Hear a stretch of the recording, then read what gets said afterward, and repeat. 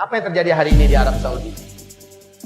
Baru saja beliau dilantik menjadi pemimpin, kerjaan pertamanya adalah langsung mensejahterakan seluruh rakyatnya.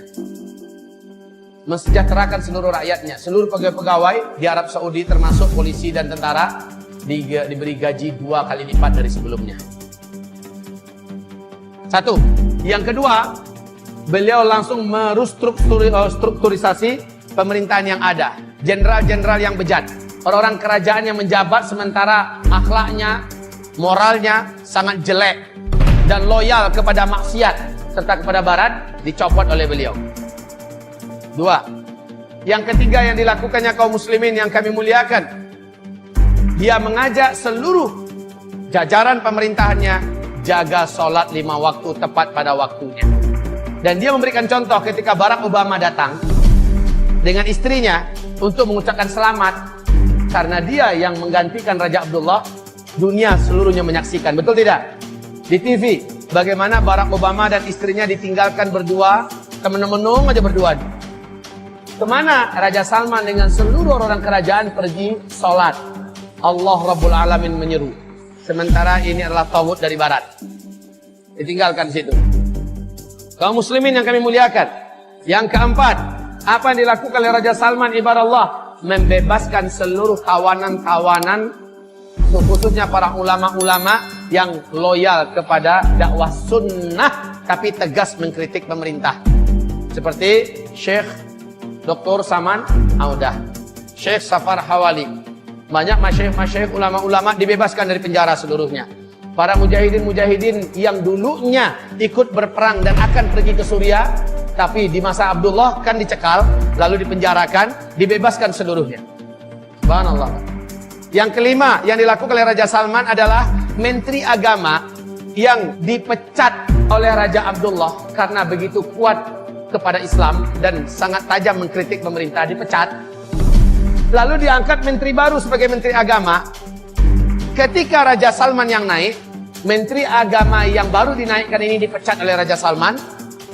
Lalu yang lama itu dipanggil kembali dan sekarang menjadi Menteri Agama kembali. Masya Allah. Yang keberapa lagi?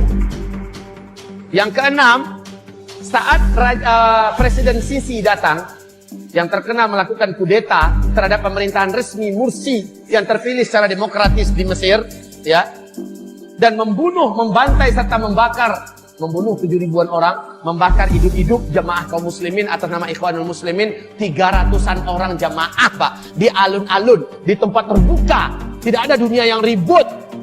Amerika sok-sok ribut sedikit. Padahal dia punya makar di belakang itu untuk menggulingkan Mursi. Setelah Mursi berpidato, kita wajib bebaskan Al-Quds. Kita menuju khilafah. Ini pidato Mursi, subhanallah, ini menggoncangkan Yahudi, Pak. Sehingga Amerika dan lain-lainnya bergerak dengan serentak. Termasuk yang paling gelisah itu adalah Raja Abdullah. Kemudian ketika Sisi melakukan kudeta, biayanya ditanggung oleh Raja Abdullah. Ketika selesai, ketika seluruh dunia masih ternganga melihat kejadian di Mesir, Raja Abdullah lah yang paling pertama mengucapkan selamat kepada As-Sisi. Jadi maaf ini, mana dia ilmu yang diajarkan di mana-mana oleh kawan-kawan kami yang mengaku sebagai salafus soleh di Indonesia ini. Tidak boleh melakukan kudeta kepada pemerintahan resmi. Mursi itu kan pemerintahan resmi. Pemerintahan resmi, terpilih secara resmi kaum muslimin. Ternyata di kudeta, harusnya kudeta itu kan bugot. Kenapa tidak diperangi? Malah ikut mengucapkan congratulations for you. Lalu apa kata Saudi mengatakan dengan gagahnya? Wahai Sisi, jangan cemas. Kalau seluruh dunia menolak kalian, maka kami menerima kalian. Kalau seluruh dunia menutup pintu dari kalian, kami memberikan pintu kami kepada kalian. Maka dana pertama yang mengucur adalah $1 miliar, Pak. Diumumkan seluruh TV seluruh dunia dari Arab Saudi untuk Sisi, untuk menstabilkan kembali keadaan pemerintahan. Lalu mengalir setiap bulannya dana miliaran dolar, Masya Allah, Pak, dari Saudi. Ini terjadi pada masa Abdullah. Nah, setelah Raja Salman naik, bantuan itu diputus habis-habis. Tidak satu tetes pun mengalir dari Arab Saudi untuk Sisi. Ketika Sisi coba datang, mencoba menjilat, mencoba juga mengucapkan selamat, disambut dengan dingin oleh Raja Salman. Tak lebih dari 2 jam, Pak. Sangat dingin sambutan Raja Salman. Dan pulang kembali marah-marah orang-orang yang pro dengan Sisi. Sampai diumumkan di TV Mesir bahwa mereka sangat benci dengan Salman segala macamnya. Awas nanti bla bla bla bla. Kan gitu kan? Karena presidennya tidak dihormati. Gimana menghormati pembunuh kaum muslimin? Orang yang melakukan kudeta, orang yang tangannya berlumuran dengan darah dan ternyata punya loyalitas dengan Iran. La haula wala quwata illa billah.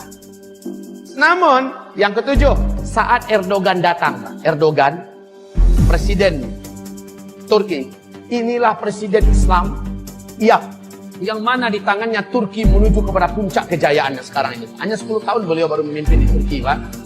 Eropa seluruhnya kalah oleh Turki.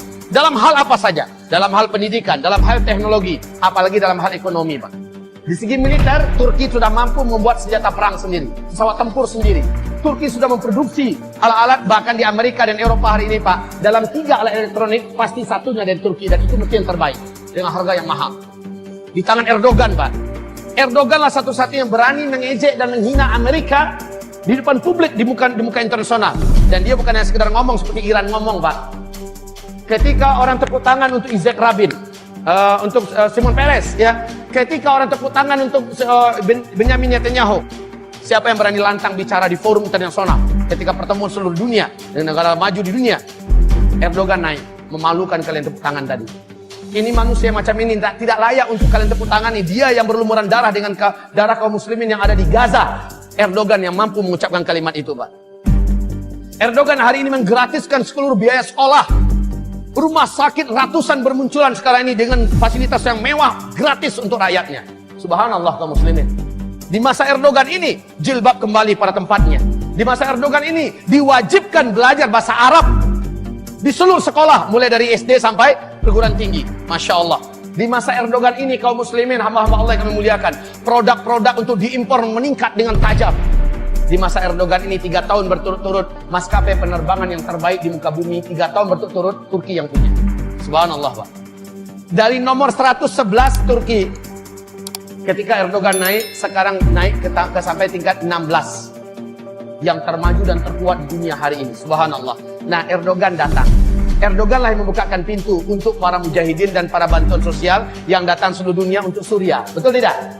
Turki lah satu-satunya negara yang menjadikan perbatasannya sebagai tempat yang terbuka untuk menerima para pengungsi dari Suriah. Dan jutaan sekarang diberi makan tiap hari, Pak. Diberi makan tiap hari.